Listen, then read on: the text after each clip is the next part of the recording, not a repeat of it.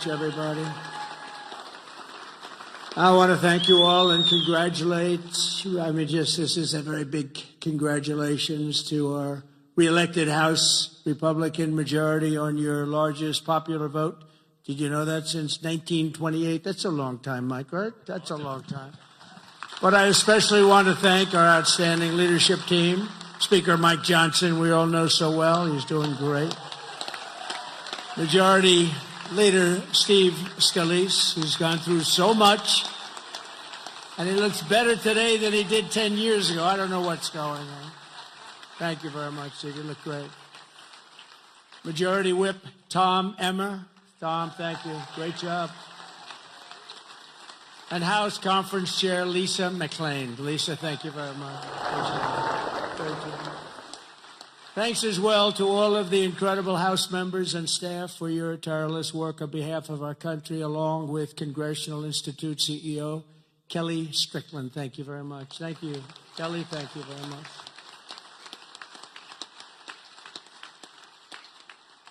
So we have Kellyanne Conway. Nobody knows Kellyanne. Does anybody know? Where's Kellyanne? She's around. What? She's so good. She's a good person, too. She's a good person, too. And the mayor of Hialeah, I love this guy because he said, sir, we want to name a major boulevard after you. And he did it. Anybody that names a boulevard after me, I like them a lot. Esteban Bovo and Hialeah, mayor of Hialeah, thank you, wherever you may be. Esteban, where are you? Thank you. Thank you very much. Thank you.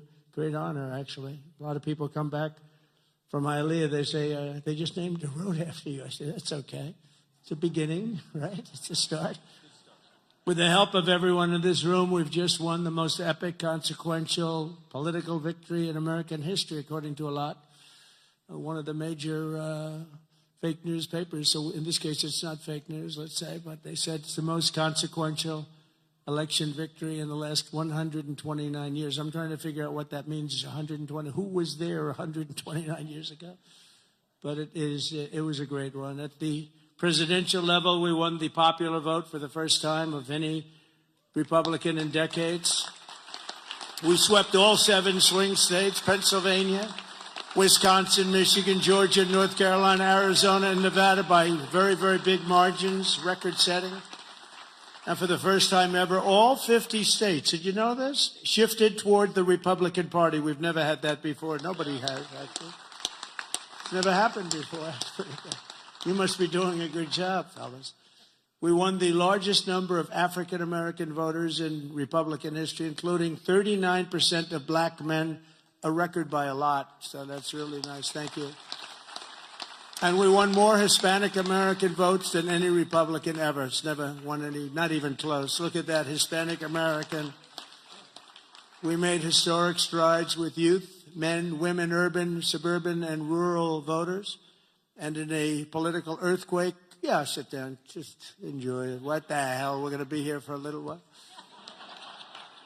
But in a political earthquake, we won a wave of support from labor unions, including massive numbers of auto workers, which gave us Michigan as an example. Think of that. We won Michigan easily, and we did tremendous with the auto workers. And an overwhelming majority of the rank-and-file membership of the Teamsters. The Teamsters were great. They showed up in droves, and we won them by a lot.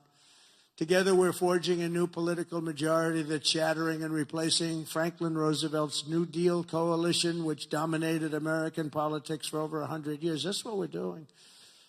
And what Mike said before, common sense. It is a little bit of common sense. Maybe it's a lot of common sense. Under our leadership, the Republican Party has become the proud voice of hardworking American citizens of every race, religion, color, and creed.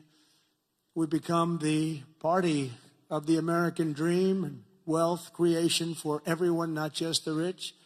If we do our job over the next 21 months, not only will House Republicans be reelected and expand our majority in 2026, we will cement a national governing coalition that will preserve American freedom for generations to come. There has never been anything like what's happened in politics in the last few years. Never been anything like it. Everybody, people of religion, everybody is seems to be with us. I don't know how anybody could even vote for the other side. In many cases, they don't, but they do get credit for it. You'll have to think about that. I've raised a lot of money for the next race that I assume I can't use for myself, but I'm not 100% sure because I don't know. I think I'm not allowed to run again. I'm not sure. Am I allowed to run again, Mike? I better not get you involved in that argument. No, we raised a lot of money, a tremendous amount, and our teletown halls are something that's very special that nobody else is able to even contemplate using. We've gotten a lot of people elected with those teletown halls. We have 25, 30,000 people on just in a congressional area, and they win easy. It works for Elvis, the Beatles, and it doesn't work for anyone else, but it works for Trump. And we would have tremendous crowds on those calls, and I think I'll bet we got 35, 40 people elected because of the town halls. But I did say to them, and I said, this is the greatest, the person that sort of has the rights to it, and he happens to be a great Republican. I said, this is the greatest invention. This thing is going to make a fortune. He said, no, it's not that good, actually, because it only works for you. He said, actually, sir, it only works for you because somebody else they're not picking up. So I'm honored to have that privilege, and I used it carefully. But we've done a lot of the teletown halls for people, and I don't think we've ever lost one, right? It's hard to lose one, even if you only get 5,000 or 6,000 people on a congressional race. But we've done them for states, we've done them for governors, and we've done them for senators. And we did a couple countrywide. I did a couple for myself countrywide. They're absolutely amazing. And we got the message out through that and lots of other means. We even got it out through TikTok. Has anyone ever heard of TikTok? I have a little bias toward TikTok right now, I have to tell you. So we won youth by the largest margin. No Republican, we generally don't win youth. We won by 36 points. Can you imagine that? And I think TikTok had something to do. So pardon me if I'm a little bit, I became a little bit jaded toward TikTok, but we'll see what happens. We're going to have a lot of people bidding on it. And if we can save all that voice and all the jobs, and China won't be involved. You don't want China involved, but we'll see what happens. We'll see what happens. But over the past 7 days, my administration has been moving with urgency and historic speed to reverse every single disaster of the Biden administration. By the way, the guy was a disaster, okay? We want to be nice. And he's probably not listening right now because it's a little late. But, I don't want him to listen. I don't want to say it. I feel badly. I was, making the inauguration speech, and I'm saying all the bad things. And he's sitting like right here. I'm saying they were a horrible administration. They didn't know what they were doing. They were grossly incompetent. I got a guy sitting right next to me. It's not that easy to do, even though he didn't understand what I was saying. He really did.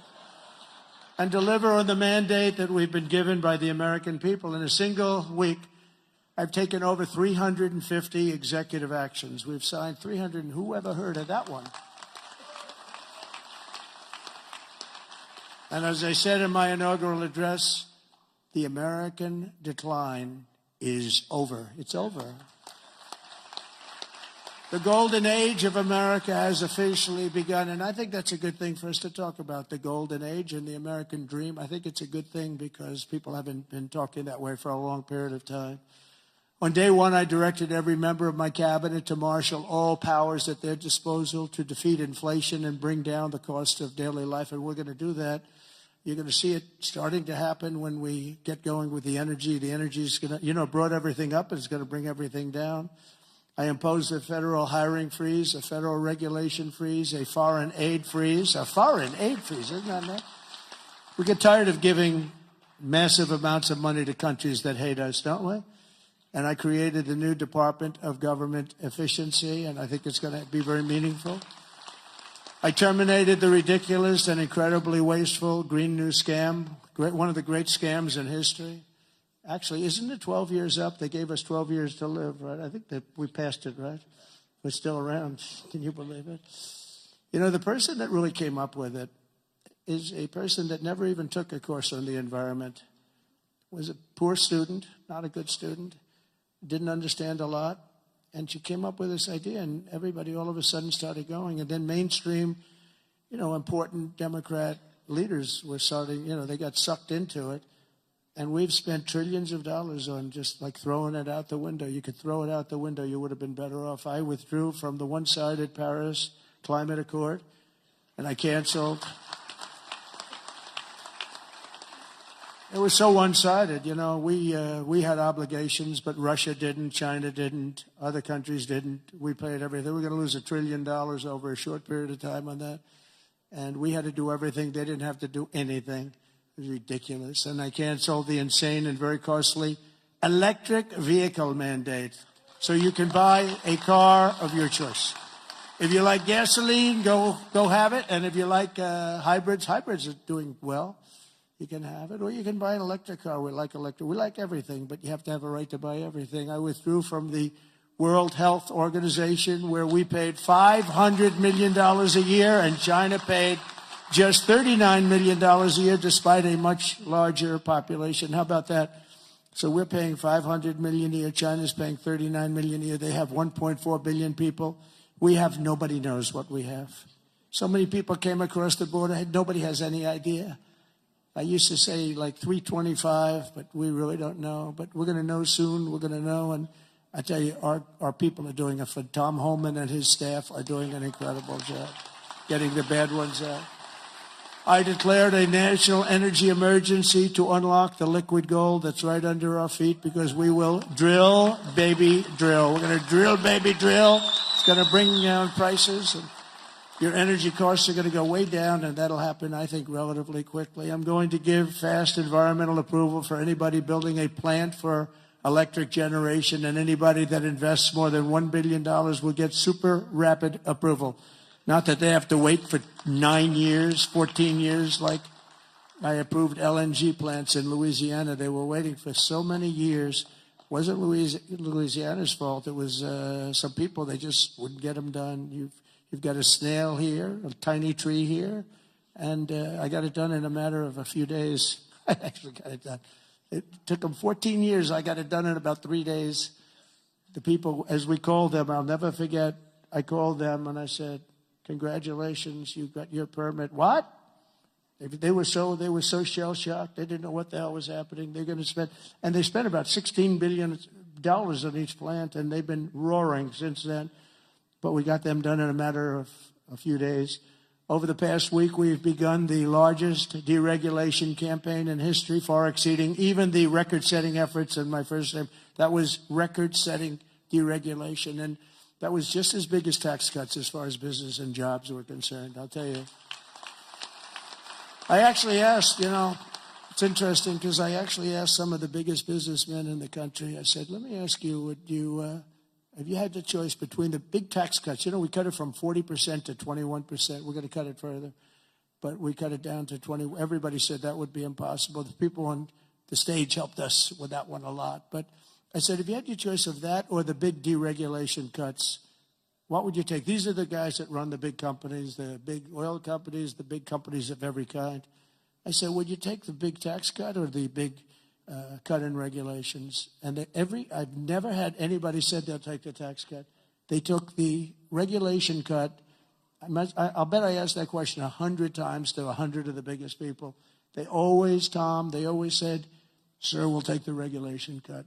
You opened us up. You let us create all these jobs that we've all seen happen. So it was even bigger than the big tax cut. I also signed an order to end the weaponization of our government against the American people and investigate all abuses of power. And I stopped government censorship once and for all, and we brought back free speech to America. That's what happened. We're going to bring it back. We didn't have free speech. We didn't have free speech. I mean, I was investigated more than any human being in history. Alphonse Capone was a baby. Now, this was a serious killer, Scarface. You've all heard of Scarface. He had a scar for a reason.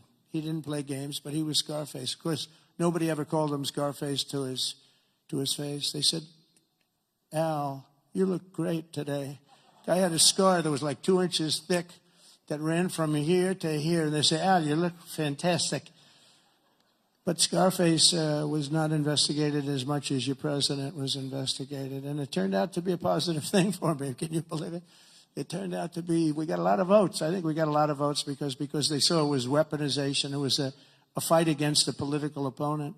I ordered the end to all of the lawless diversity, equity, and inclusion nonsense policies across the government and all across the private sector and the military. We got it. We're getting it out, and we've gotten it out pretty much. We did that in 1 week, and it wasn't that easy, but everybody wanted it. People that were strongly in favor of it, I thought, called me and said, thank God you got rid of that. That was so bad. It was so bad. We hated it. We abolished 60 years of prejudice and hatred with the signing of one order, all approved by the Supreme Court of the United States. It was a big thing, and the United States has become a meritocracy again. We are a country that's based now on merit for success. Merit. If you're good at what you do, you're going to go places. I made it and who would have thought that was going to happen? We didn't even talk about that one because I figured that one was going to be toughest to get. And so we are now, if you do a meritorious job, if you do something where you're just outstanding, you advance, and that's what it's about. It's about competition, and it's about a lot of things, and the other becomes a very dangerous plateau. We were on that plateau too long, and it's one of the reasons that you saw very bad things happening with our country. I made it the official policy of the United States government that there are only two genders, male and female. Gee, that was a tough one. That was a tough one.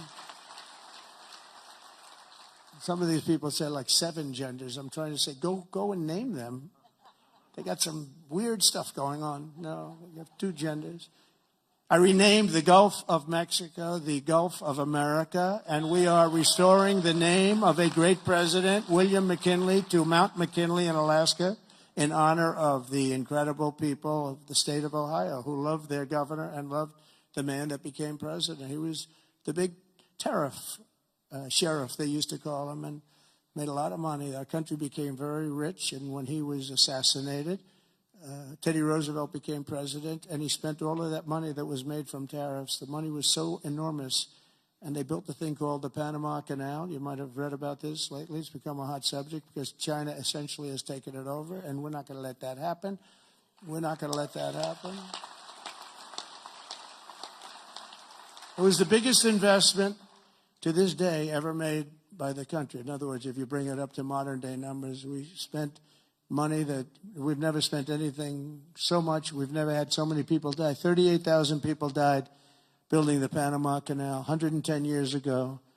And they gave it away for $1. It's also one of the most profitable things ever built. You know, ships are lined up back to Florida trying to get through. We're not going to let that happen. Wasn't the deal.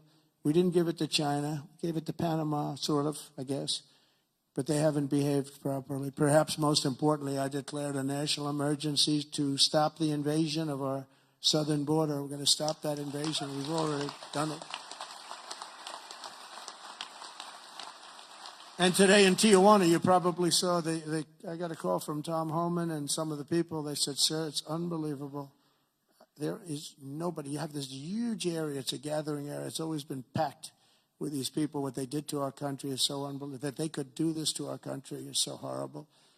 But he said there's nobody there. And then they actually put it on television. I got to see it. And there was literally not one person, this vast area where people stay there all day long and they just walk right into our country. They just unchecked, no way, no check-in for ideas like voter ID. They don't want voter ID because they want to cheat.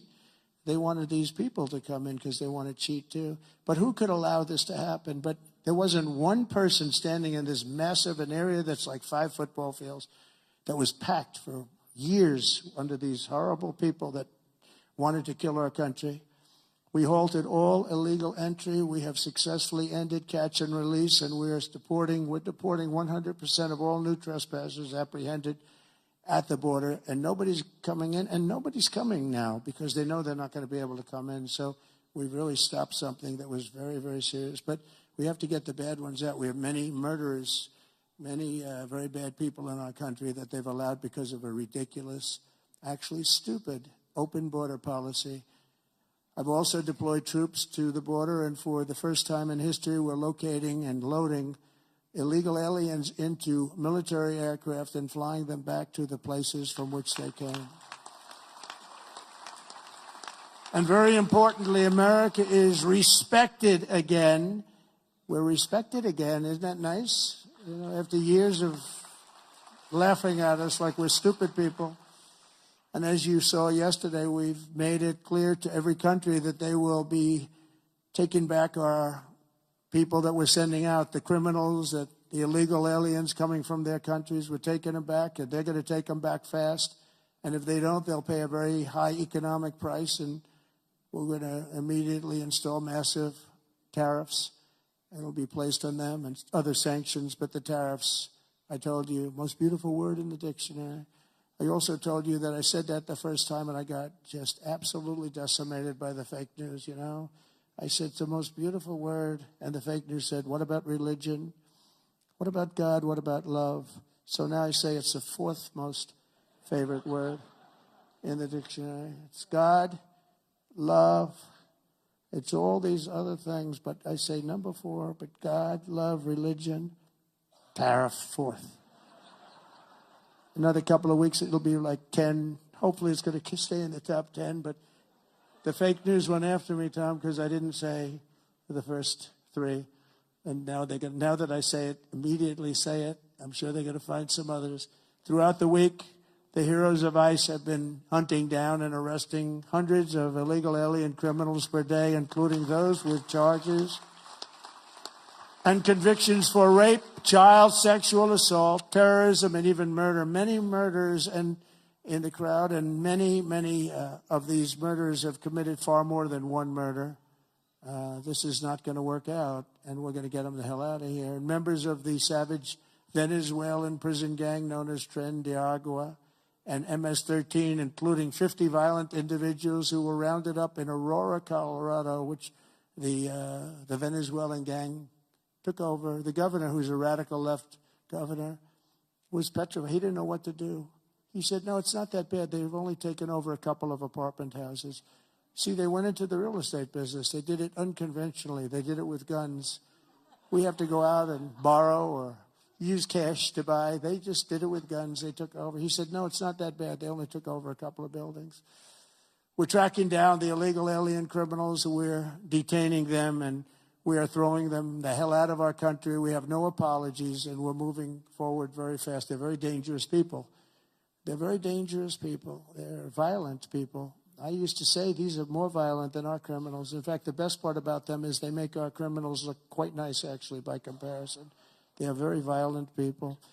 We also have many violent criminals in our country, however, that did not necessarily come here illegally, but have been arrested 30 times, 35 times, 41, 42 times in a couple of cases, 25 times, 18 times.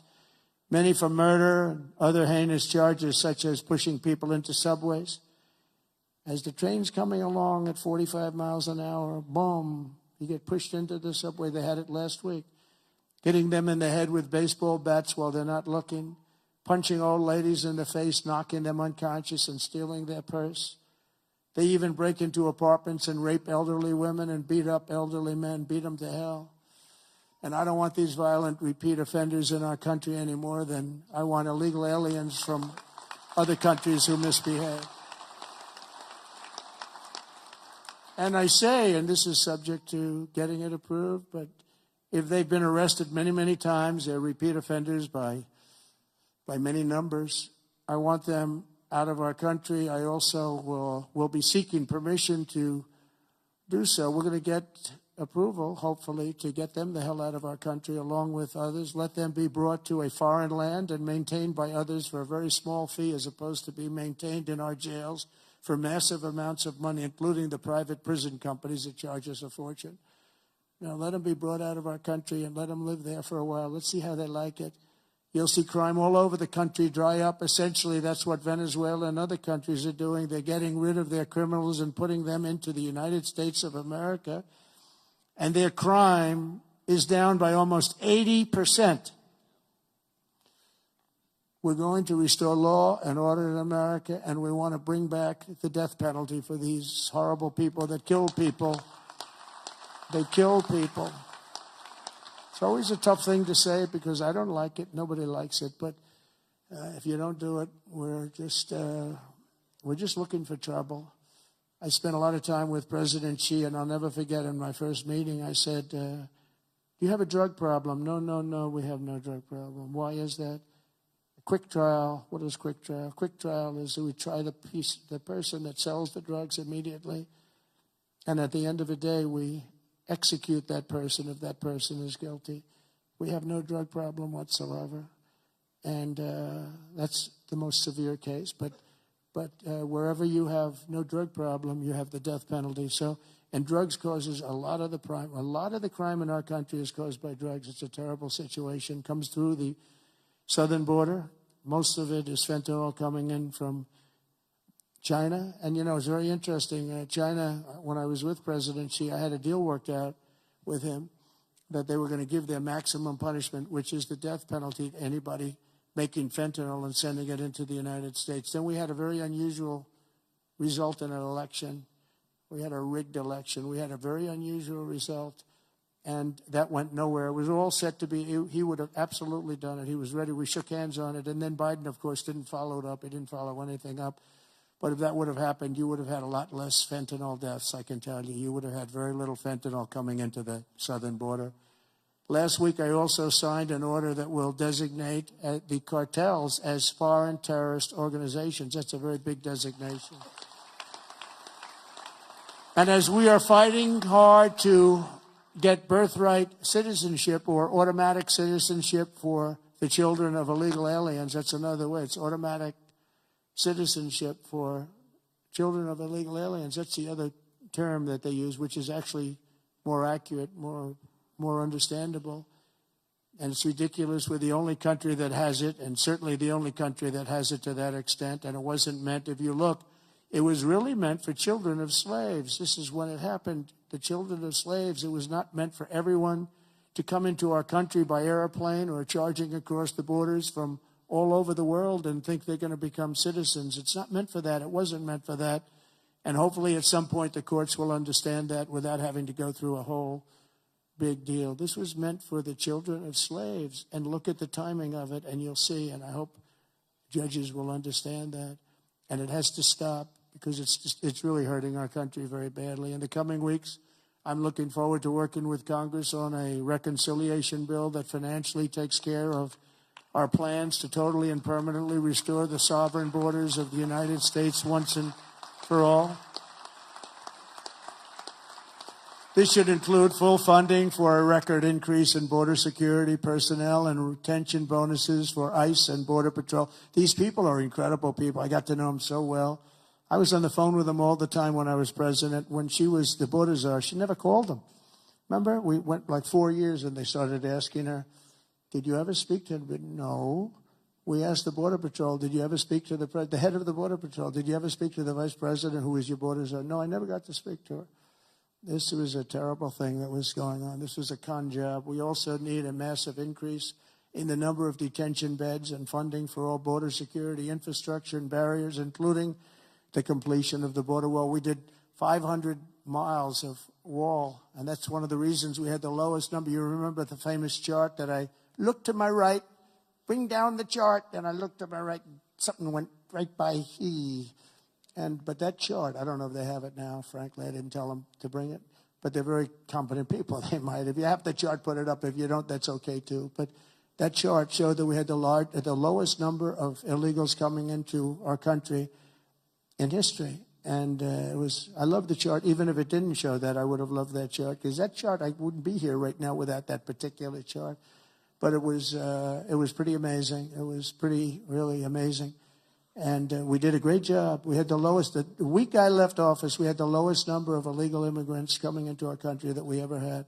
Simultaneously, we must make a record investment in interior enforcement, including deportation flights and aircraft, as well as funding for our new task force to eradicate the presence of foreign gangs. We have some of the worst foreign gangs.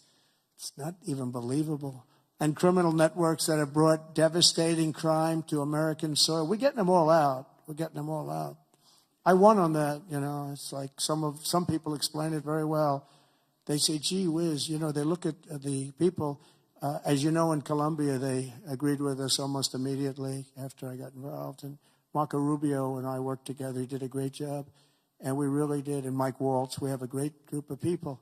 But we were being scolded because we had them in shackles in an airplane, and he said, "This is no way to treat people." Now, you got to understand, these are murderers, drug lords, gang members, just the toughest people you've ever met or seen. How would you like to be the pilot of a plane? You got two pilots up there, and you got 300 people sitting in a plane. Every one of them either a murderer, a drug lord, a kingpin of some kind, the head of the mob, or a gang member. And you're flying that plane. It's not going to end well. Do you ever see the movie Con Air? That's what, yeah. Except here's the difference. The people in Con Air were actors. They weren't nearly as tough as these guys. I would say that plane would be gone before it ever left. Those pilots would be gone before it ever left. So they don't want us to shackle them. I don't want to be in that plane. I want to thank every Republican House member for voting to pass the Lake and Riley Act, the first enforcement only bill that's been passed in 3 decades. I met the parents of Lakin, and they were incredible people. They were just so devastated. I mean, can't even explain to you. You can't say somebody's life is over, but essentially their life is so different, and it can never be the same. She was beautiful. She was great person. But to have a bill of such importance named after her is a great tribute. But what these parents, and you know, you have so many of them, where they've lost a loved one to crime, but to this new form of crime, criminal, illegal aliens, it's massive. The numbers are massive, and you add that to the crime we already had. This shows the potential for additional enforcement bills that will help us crack down on criminal aliens and totally restore the rule of law in our country. I'm also eager to get to work with Congress on the largest package of tax cuts and reforms in American history. We've got to get that done. And we don't want to get hung up on the budget process. We just want, whether it's one bill, 2 bills, I don't care. Let these guys, they're going to work it out. They're going to work it out one way or the other. But the bottom line, the end result is going to be the same. We want to have all of those benefits. And we want to keep people's taxes low and actually make them lower. And that's not just rich people. That's everybody. It's, frankly, proportionately the lower scale, much more so than a higher scale. Not only must we permanently extend the Trump tax cuts, you know, if we don't, you're going to have about a 60% tax increase. But I also intend to keep my promises, starting with no tax on tips, no tax on Social Security, and no tax on overtime. We're working very hard to get them done, and we are. I went to Nevada just this last couple of days. Started off in North Carolina because I didn't want to forget the people of North Carolina were treated so badly by FEMA. And they came to me, they said, "Sir, you're going to California tomorrow." I said, "Well, what about North Carolina?" "Well, we'll do that another time." And I said, "No, we won't. I'm stopping in North Carolina first." And we stopped there. We met great people. Franklin Graham has done a fantastic job. He's done a great job, but others also. And I met people that were devastated. The Democrat Party with FEMA, their FEMA did absolutely nothing. And we have it worked out. Your congressmen are helping very much there. Your 3 Congress people are working very hard on that whole thing, along with Michael Whatley. And Laura wants to be involved too. Laura Trump, she's doing great jobs. She's done a great. Michael and Laura have been unbelievable as the head of the RNC. They've been unbelievable. Unbelievable. You know why I picked Michael? I said, who ran North Carolina? Tell me. Because in the 2016 election, we did so well. And then in 2020, we did great in North Carolina. But others, we watched, ping, ping. What the hell's going on? But with North Carolina, when he had 601 lawyers working for him, and they didn't play games in North Carolina, I said, that's the guy I want to run it. And Michael Whatley has done an unbelievable job, and he worked with Laura so well. She comes from that state, from North Carolina. They've done such an incredible job. So thank you very much. I want to just thank you in front of leadership. Incredible.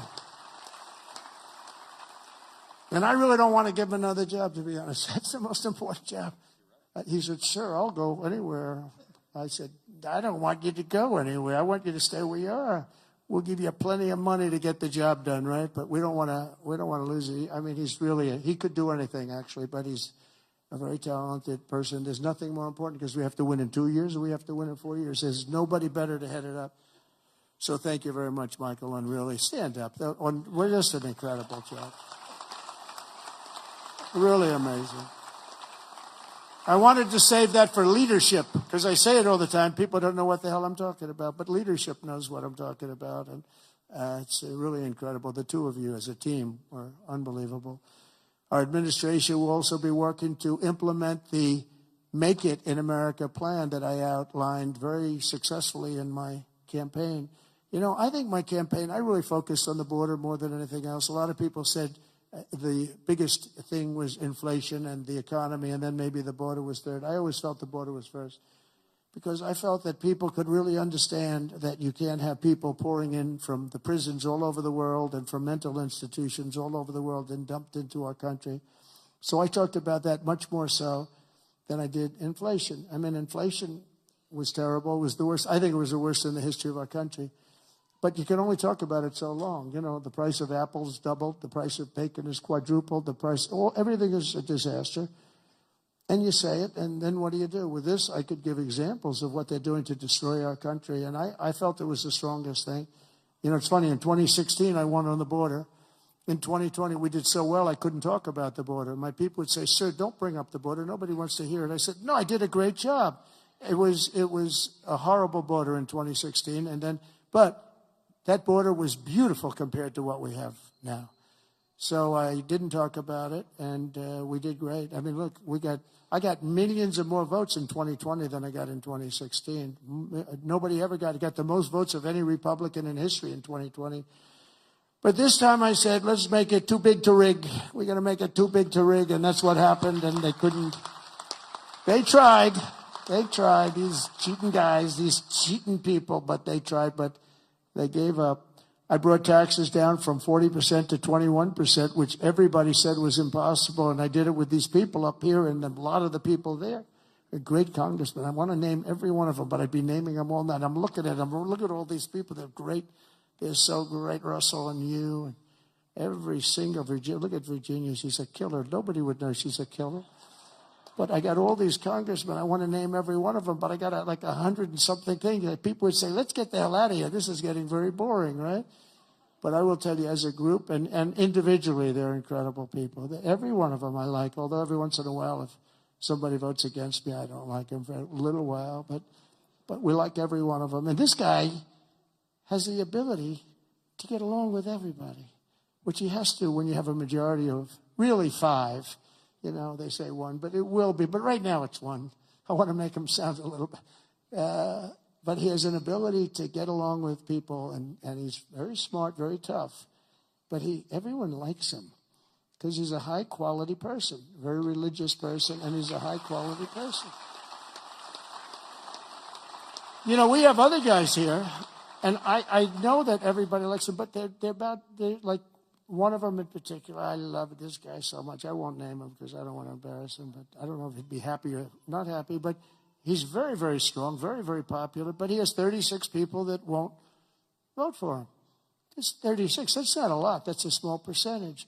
Tom is incredible, but Tom has a couple of people that probably have been beaten badly and you beat up some people badly, and it's a little tougher. But he's done an unbelievable job. I've become friendly with him. I didn't really know him. And over the last year or so, I've become friendly. He's incredible. He's an incredible leader. You really are. But you have a couple of people that maybe more than one. Let me put it that way. They all love him. Your wife loves you. That I can tell you. He's got a great. Where are you? Where are you? Stand up, please. Just stand up. Come on. What a great wife and family. It's true. Thank you. She is a great. Look at her. She's very popular, isn't she? Huh? She's great. More than you. You're very popular.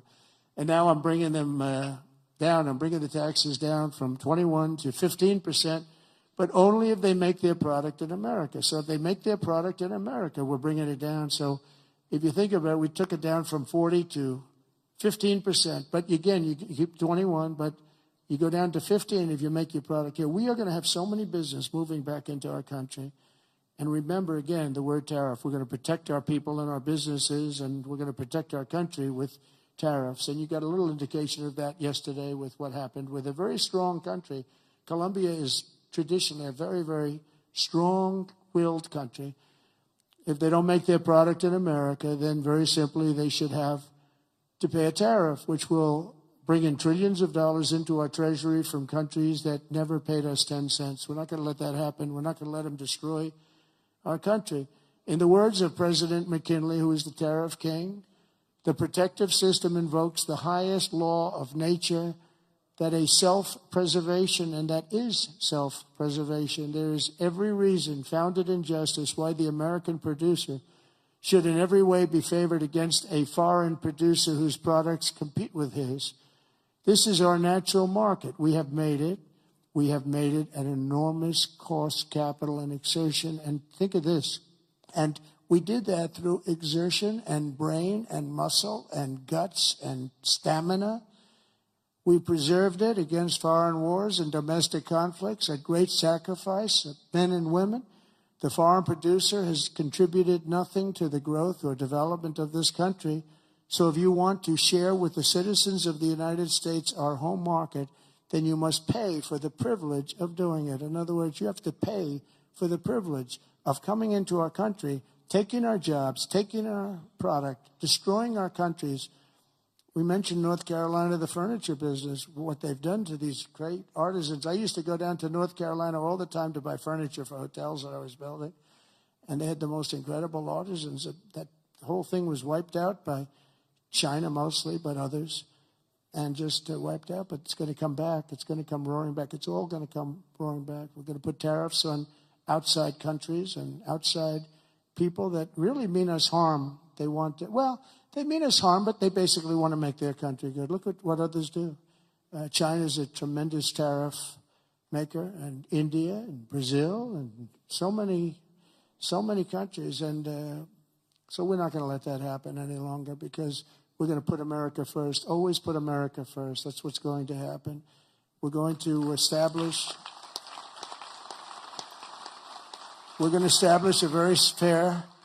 a very fair system where money is going to come into our coffers, and America is going to be very rich again, and it's going to happen very quickly. It's time for the United States to return to the system that made us richer and more powerful than ever before. Do you know the United States in 1870 to 1913, all tariffs, and that was the richest period in the history of the United States, relatively speaking. In other words, relatively. And they set up the Great Tariff Commission of 1887, and this commission had one function: what to do with all the money that we took in. It was so enormous that they had no idea. It was a blue ribbon committee, was set up 1887, and what to do with all of the money that we had. And again, Teddy Roosevelt was a beneficiary, because when McKinley was killed, he took over this vast sum of money, and he did all of those national parks and all of the other things. And I'm not knocking him, but he was given a vast amount of money, and that was all made through tariffs. We had no income tax. The income tax came in 1913. As I said in my speech last week, instead of taxing our citizens to enrich foreign nations, we should be tariffing and taxing foreign nations to enrich our citizens. Does that make sense, right? Under the American First economic model, as tariffs on other countries go up, taxes on American workers and businesses will come down, and massive numbers of jobs and factories will come home. The job creation will be enormous. In particular, if you look at the automobile sector, I mean, we're just being wiped out. You just take a look at what's happened to that over the years. And the auto workers voted for me. I have an obligation to do what's right, and I'm going to do that. Do you know, in Mexico, they were going to build the largest auto plant anywhere in the world, and it was during the campaign, my most recent campaign, and a very great gentleman, all he does is he builds auto plants. He was building this factory, and I said, how's it going? I said, I want to go around and take a look at one of your factories that you're building, one of the big ones, one of the good ones. I said, okay, are you ready? When are you going to do this? Is 9 months ago. He said, you'll have to go to Mexico. I said, what about the United States? He said, we're putting up a couple, but they're small. He's the biggest guy at doing this.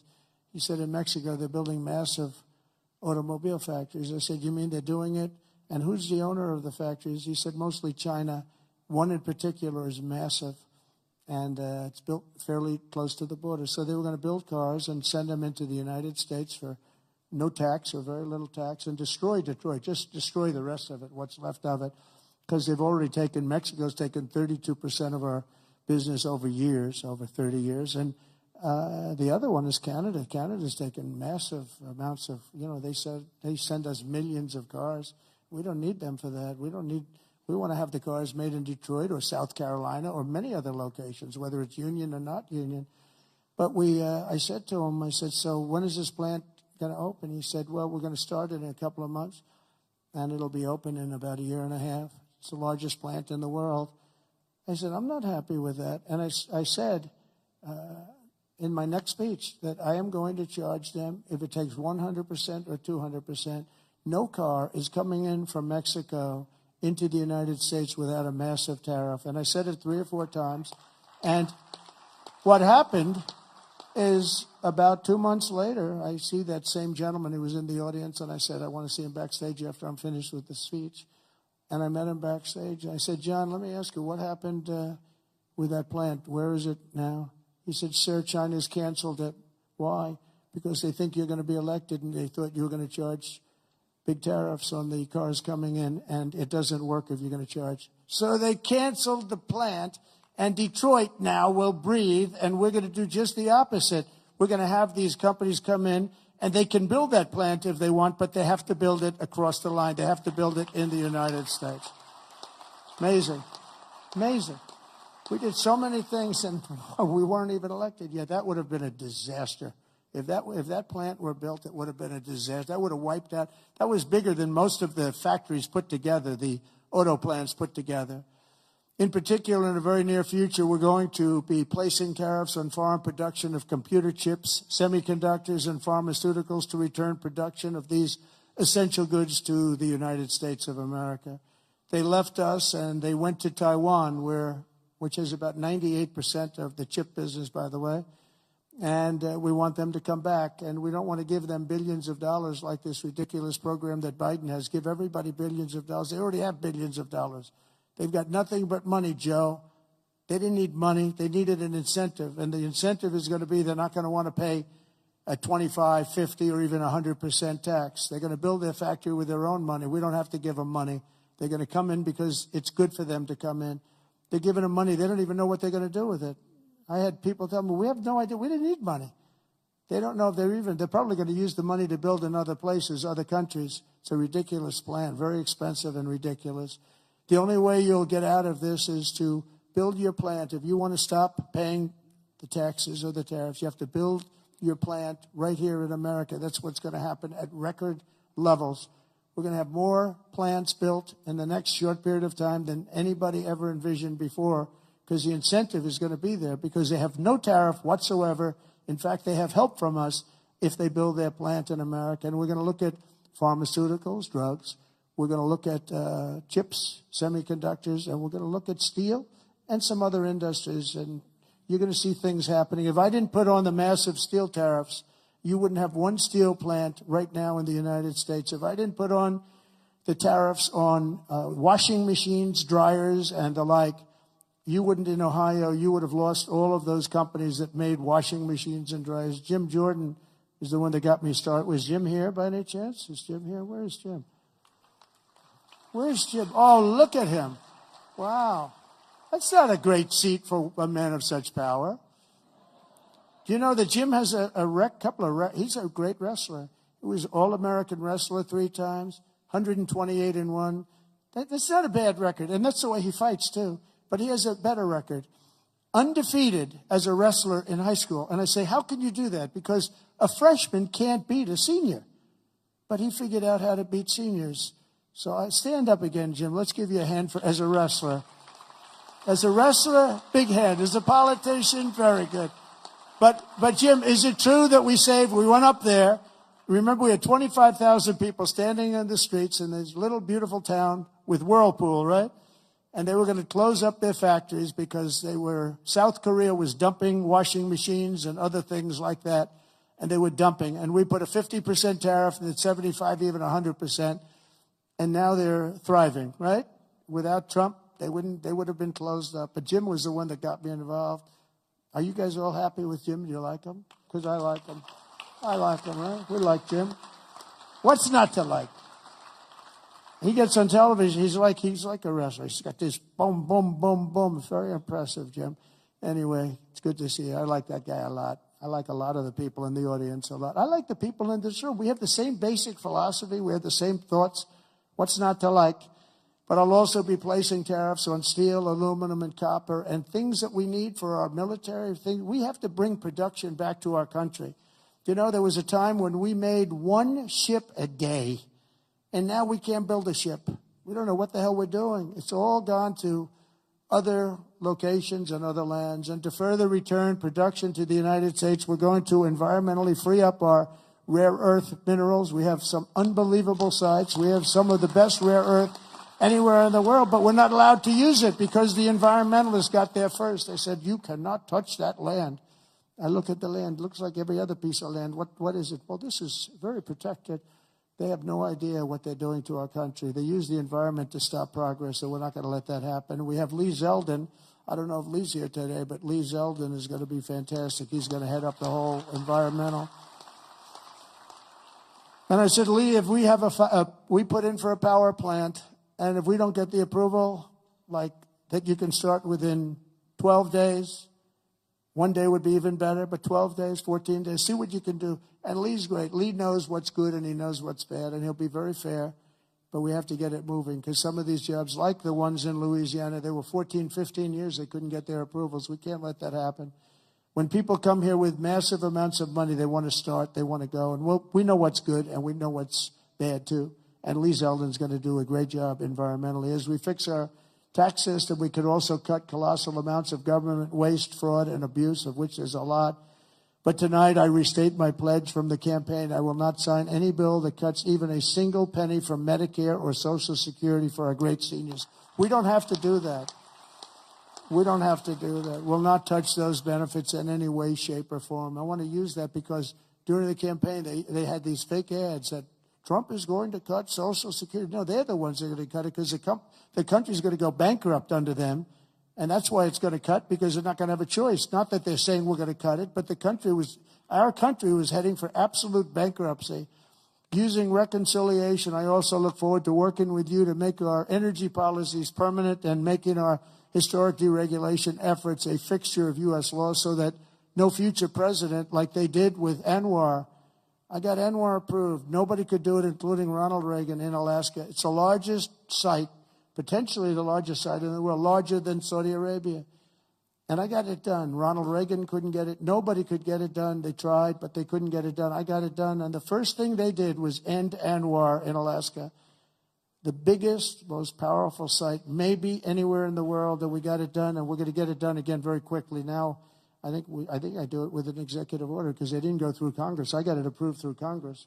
So I think we get it done fast. But it's going to be, that can supply all of Asia with its location. All of Asia can be supplied by Anwar. So there's so many things, but we don't want to have any future president ever sabotage our economy with out-of-control regulations as the last two Democrat presidents have done. They went crazy.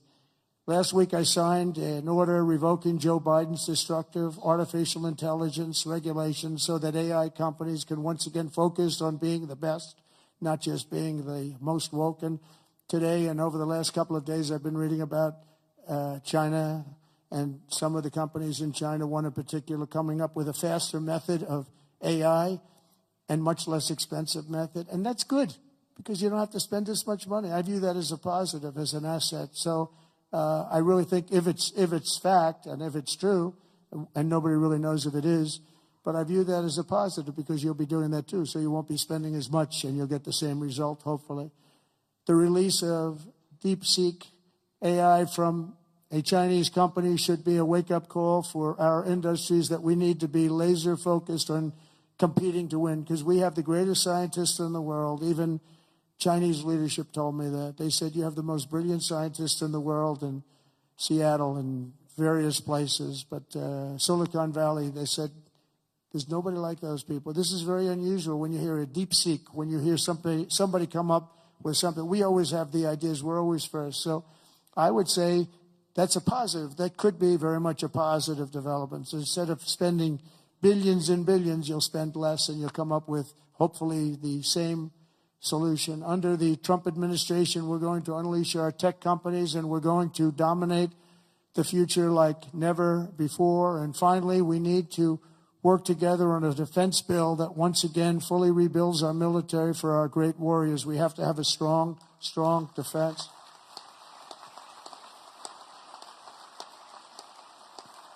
And in a little while, I'll be signing 4 new executive orders. First is that I'm directing our new Secretary of Defense, Pete Hegseth, who's going to be great, by the way.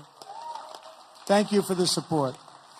Thank you very much for the support. You really did support him greatly. I think he's going to be fantastic. I know him very well. I think he's going to be fantastic. He's what we need to immediately begin the construction of a state-of-the-art Iron Dome missile defense shield, which will be able to protect Americans. You know, we protect other countries, but we don't protect ourselves. And when Ronald Reagan wanted to do it many years ago, luckily we didn't. We didn't have the technology then. It was a concept, but we didn't. And now we have phenomenal technology. You see that with Israel.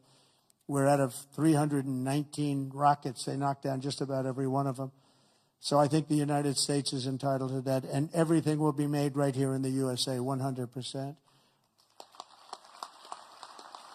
And next, to ensure that we have the most lethal fighting force in the world, we will get transgender ideology the hell out of our military. It's going to be gone. In addition, we will stop our service members from being indoctrinated with radical left ideologies such as critical race theory. We're going to stop it. It's already been stopped. It's already been halted, totally halted. And finally, we will offer full reinstatement to any service member who was expelled from the armed forces due to the COVID vaccine mandate. And we will restore them to their former rank with full pay. And I think we're going to have a lot of people that join. And one thing I'll say, if you looked at our recruitment over the last week or so, 2 weeks, it's through the roof. You know, we were having a lot of people weren't signing. We were having a hard time recruiting people because they were looking at these people that they were supposed to be their leaders, and they weren't happy. They didn't like people that fall going upstairs. If you're going to fall, at least go downstairs from the plane. That triple fall. I used that thing in more ads. I didn't have an ad where I didn't put that in. Just a little quick 1, 2, 3. Reminded me of Joe Frazier when he went down, right? George Foreman, Joe Frazier. 3 falls in a matter of seconds. I said, can you speed it up a little bit? People are getting tired of it. But no, we have now the best recruitment we've seen in a long time. There's a tremendous number of people wanting to sign up. January 20th, 2025 was a turning point in American history. Starting last week, we're ending years of incompetence, radicalism, and betrayal. And we're ushering in the most exhilarating era of reform and renewal in the 250-year history of our country. And just in conclusion, I just want to say that this has been a very exciting and will be a very exciting new chapter. There's nothing we cannot achieve as long as the Republican Party remains united. I hope you can remain united.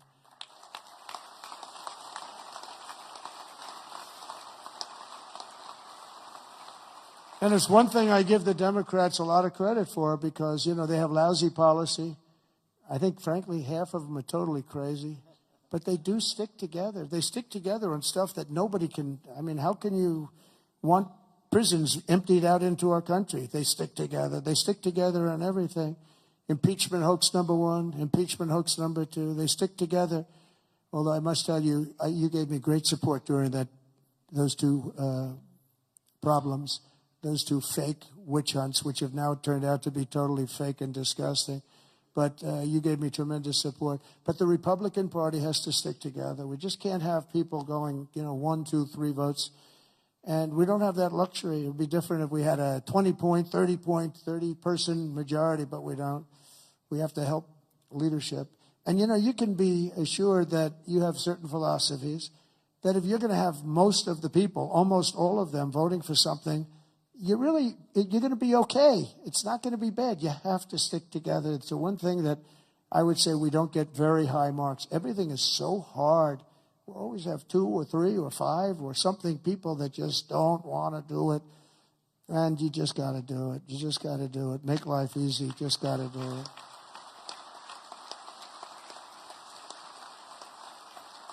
So right now we have a very special period because we have the House, we have the Senate, and we have the White House. And we're a team, and we're a really good team. And I appreciate so many times, and like even with Mike, I called 3 or 4 people, and they said, okay, sir, I'll do it. I'm going to vote. I'm going to vote positively. And they're very happy they did now.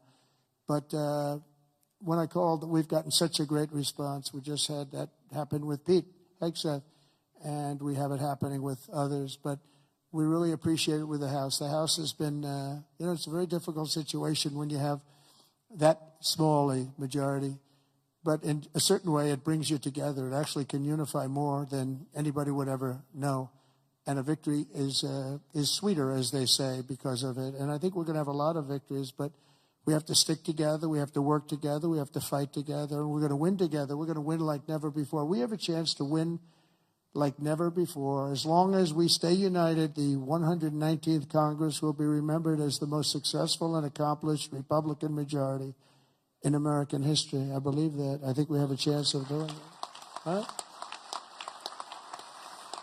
And in January 2027, we will have a larger Republican House, a larger Republican Senate, and our country will be richer, safer, stronger, prouder, greater, freer, and ever before. I really think that we're going to have some big victories coming up, and I'm going to be helping every single one of you. I'm raising a lot of money, and I want to use it for the House, and I want to use it for the Senate. I've raised a lot of money, and, I told my people, we raised $1.7 billion. They raised $2.6 billion. They have the unions with, checkoffs, which is always tough, $10 a month times millions and millions of people. And then we won, and we won by a lot. And they wanted to go out, and they still haven't raised it. They're trying to raise $28 million. They cannot raise 10 cents. It's good to win, I will tell you. It's really good to win, but they can't raise money. But I told my people the morning after. Now, normally, because we have so many donors here and so many people that I love and respect, a lot of great friends of mine, but I told my people, Meredith and Susie, by the way, how good is Susie? The Ice Maiden. Where is the Ice Maiden? She is so great. She is so good. Stand up, Susie. The Ice Maiden, ladies and gentlemen.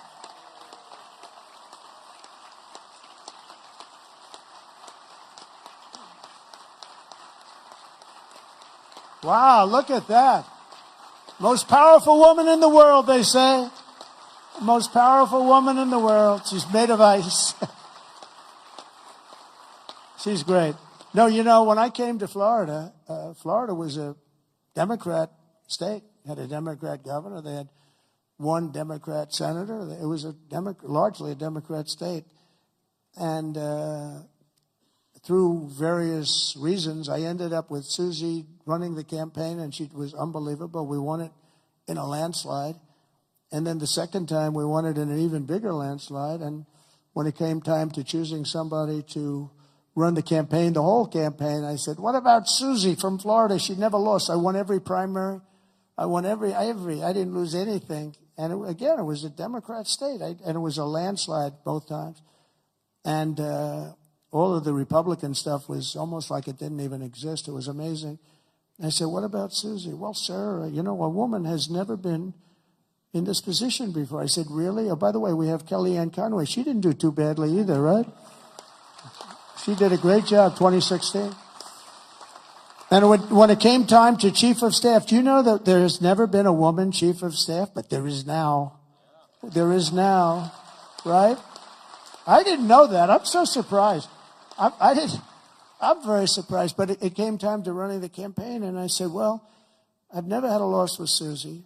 She comes from great stock, Pat Summerall is her father. Pat Summerall was a football player, great football player, but a really great announcer, really the voice of the NFL for 27 years or something. He was great.